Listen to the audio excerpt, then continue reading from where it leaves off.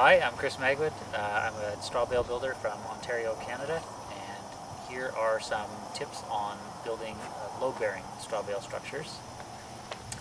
A couple important, I think, design features for load-bearing straw bale.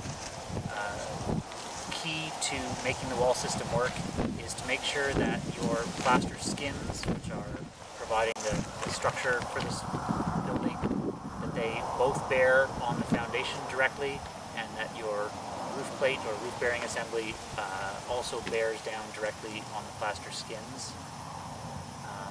I've had a lot of success using nylon strapping tie-down methods, having tried various wire systems and all sorts of things.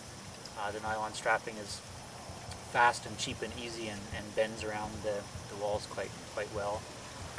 And I guess the biggest tip that I would have for doing load bearing is to build a box beam that's the width of the bales or slightly narrower. When you're first building the wall, put that on, do your compression straps, tie everything down, and then don't worry too much about how level your top plate is, but attach secondary pieces of wood to the outside of that box beam. They'll end up being your plaster stops, they'll carry the loads into the skins, and as long as you set those pieces of wood straight, you'll have a nice level platform for your roof.